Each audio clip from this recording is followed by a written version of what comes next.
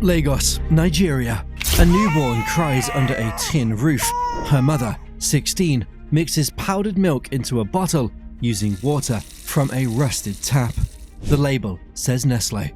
It came free at the hospital, handed to her by women in white coats who never returned.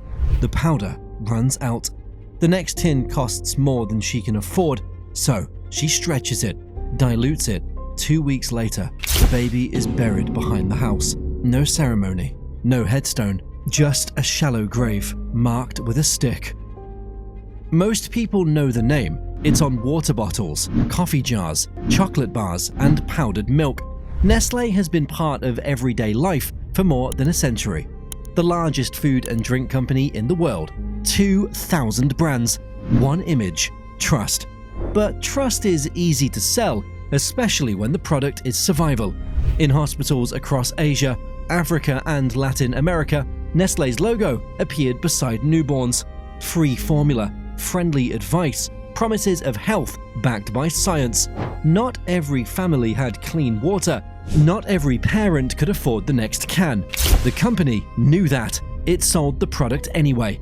The deaths came quickly, one by one, then by the thousands. Nestlé said it followed the rules. Others said it buried the consequences. But this wasn't a one-time mistake. It was the blueprint. The first chapter in a story that would stretch across continents, from empty bottles to broken laws, from dying infants to trafficked children. And the scariest part? It's still happening. In the late 1800s, a Swiss chemist named Henry Nestlé created a powdered milk formula for infants who couldn't be breastfed. It was designed to save lives, and in many cases, it did.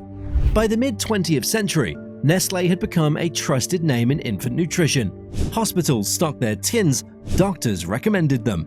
Mothers turned to formula when breastfeeding wasn't possible. In wealthier countries, it became a lifeline. However, the strategy changed when the company expanded into the global south. This time, it wasn't selling to mothers who couldn't breastfeed. It was persuading mothers who could to stop. In maternity wards across Africa, Asia, and Latin America, Nestlé representatives entered quietly. Some wore white coats, others called themselves nurses. They handed out free samples, gave feeding instructions, and left. It felt like medical advice to a new mother, exhausted, alone, so she followed it.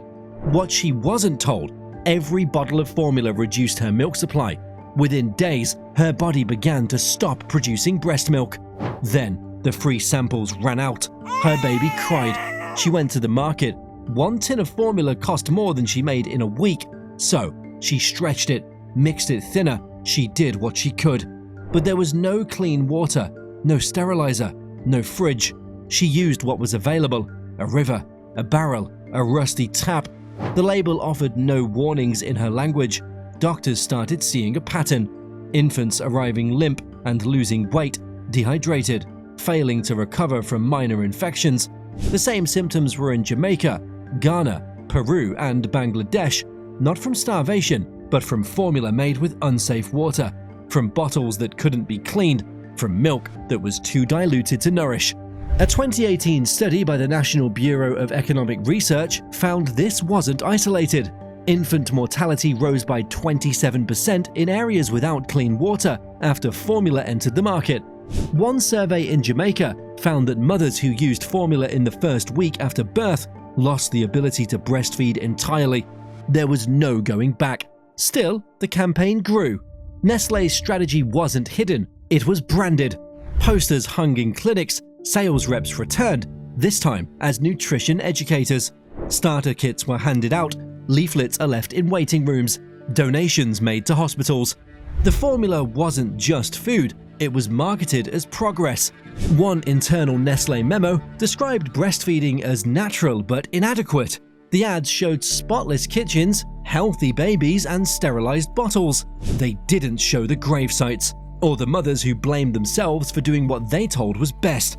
There are no official numbers for just how many children died, but in West Africa, one hospital reported a surge in infant deaths after formula samples were introduced. In South America, pediatricians documented increases in malnutrition and digestive illness. Some clinics began counting graves, and still it went on. Then came a report titled The Baby Killer.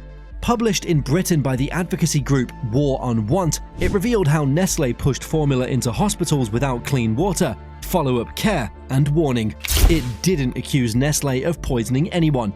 It accused them of knowing the risks and selling anyway. Nestlé sued. A Swiss court agreed the language was inflammatory, but it upheld the facts. The backlash exploded. Churches, doctors, students, parents, a boycott began.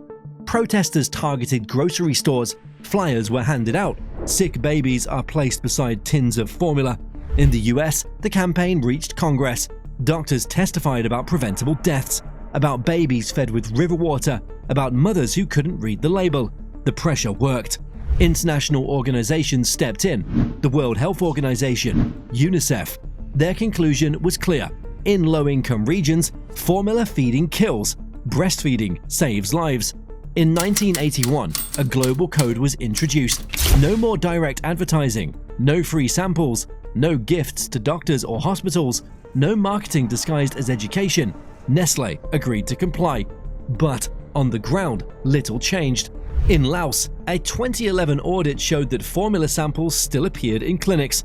Sales reps rebranded their kits as educational materials. The pitch was the same. Even the World Health Organization said Nestlé's compliance was mostly for show. One former salesman, Saeed Anwar Raza, exposed how reps were trained to influence doctors with gifts, sponsorships, and subtle rewards. When he went public, he lost his job. The system stayed in place. By then, Nestlé had spread across the globe, into countries with no clean water, into homes where one tin could wipe out a week's wages. The marketing didn't change. The deaths were visible. The damage that came next was harder to see. Once Nestlé replaced breastfeeding, it didn't stop with infant formula. It began reshaping entire childhoods. In poor countries with weak protections, it found its next opportunity, selling sugar-packed cereals, instant powders, and fortified snacks to mothers who trusted the brand, to governments that couldn't regulate it, to families too poor to ask questions. What began as survival became something else entirely. It promised health, it delivered addiction, and it was only the beginning. Manila, Philippines. A toddler sits barefoot on a cement floor, his belly full but thin. His mother opens a box of Cerelac and stirs the powder into hot water. The box shows a blue cartoon bear smiling from a bowl. It says complete nutrition. It says smart growth. She trusts it. She has no reason not to. It came from a brand she knows, the same one that gave her baby formula when he was born. The cereal is sweet. He finishes it fast. She doesn't know that this version contains added sugar, more than the same product sold in Europe. No one told her. No one warned her. The label doesn't explain the difference. What began with a bottle has moved into a bowl. Across the Philippines, Nigeria, and other low-income countries, Nestlé sold Cerelac, an infant cereal with up to 6.8 grams of added sugar per serving. In Europe, that same product was sold with none. The same families who once received free formula were now being targeted again. Same packaging, same promises, different harm. Independent investigations found a pattern. The poorest countries were sold the sweetest versions, not because they were better for children, but because they were easier to sell. Sugar builds habits. It keeps children eating. It turns food into comfort, craving, loyalty. And in places where few people read labels, where nutrition advice is scarce, it works. Health experts have warned, early sugar exposure increases the risk of obesity, diabetes, and heart disease. But the box didn't say that. It said growth. It said development. It looked scientific, clean, safe. And mothers believed it. They thought they were doing the right thing, the healthy thing. They were following the brand. Nestlé didn't break the system. It learned how to move inside it. Quietly, legally, profitably. The same company that once taught poor mothers to stop breastfeeding had now found new ways to stay in control. Not with nourishment, with sugar. And as the empire grew, so did its appetite. Cerelac was just the start. Next came chocolate.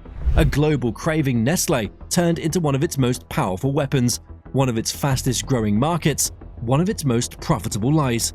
Because What began with babies didn't stop at the bottle. It followed them into childhood, into cereals, into snacks, into candy bars, and finally into cocoa fields, where another generation of children would pay the price, not with their health, but with their hands. The boy doesn't know what chocolate tastes like. He only knows the blade in his hands, the weight of the sack, the number of pods he has to carry before he can rest. He's 12, maybe younger. No one asks. He cuts through brush taller than he is, hacking at cocoa trees with a machete. His arms are thin. His feet are bare. When he sleeps, it's on a dirt floor. When he wakes, it's back to the field.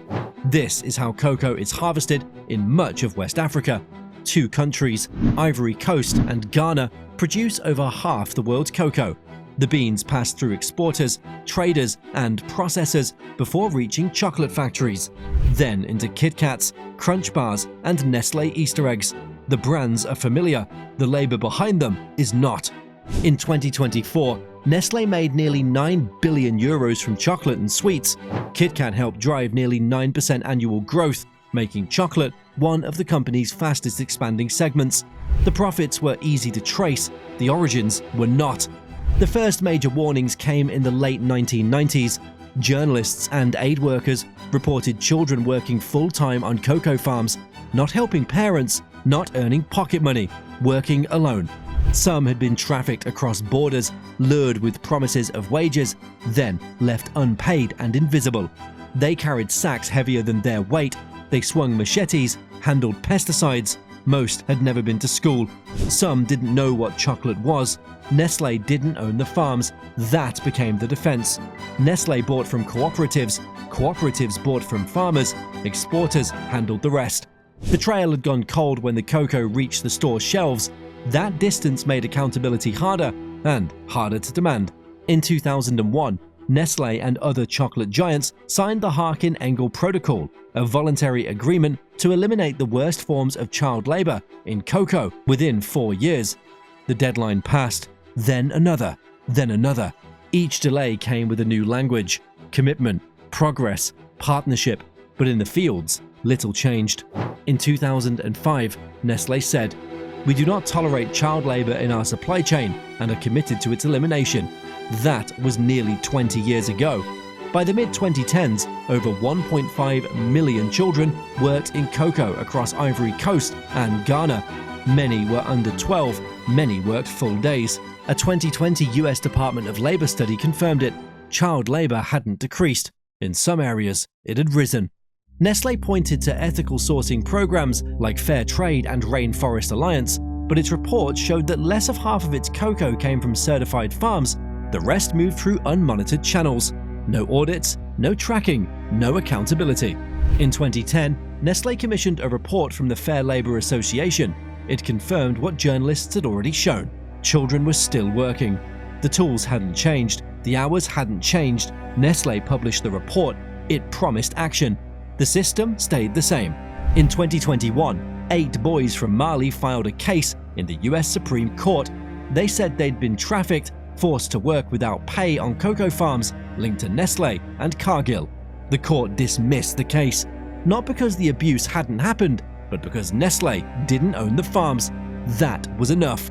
By then, Nestlé had launched its Income Accelerator program, up to $500 annually for families who kept kids in school and followed sustainability rules. It made headlines. However, it reached only a fraction of the families affected, and it didn't undo the decades behind it. No matter how Nestlé framed its pledges or press releases, the truth was harder to bury. Other giants, Mars, Hershey, Ferrero, relied on the same broken system. But Nestlé marketed itself as different, responsible, superior. That made its silence louder.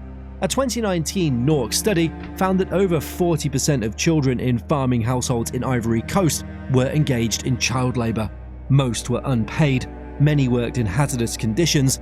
The cocoa kept flowing. The children stayed. One boy said he didn't know who bought the beans. He just knew the sack had to be full, and if it wasn't, he wouldn't eat. As of 2025, the story hasn't changed. A new report from international rights advocates and West African NGOs found thousands of children still working in cocoa. many in conditions that violate international labor laws. Nestlé had expanded its income accelerator, aiming to reach 160,000 families by 2030, but critics say it doesn't fix the real issue, a supply chain that remains largely untraceable. Less than 10% of Nestlé's cocoa can be traced back to the farm, and without traceability, there is no accountability. The machetes are still sharp, the sacks are still heavy, the chocolate still sells, and the boy still doesn't know what it tastes like. Nestlé didn't invent infant formula, it didn't invent chocolate, it just learned how to sell them in the places where they could cost the most. It sold milk to mothers without clean water, sugar to toddlers without teeth. Chocolate is made with hands that are too small to hold a pencil. The pattern was never hidden, it was scaled, marketed, defended. Today, over 160 million children are still working, picking, stirring, sewing, mining, making products for people they'll never meet. Nestlé didn't build the system, but it mastered it. And the next time you reach for a bottle, a bar, or a box, it's worth asking, who made it and who paid the price?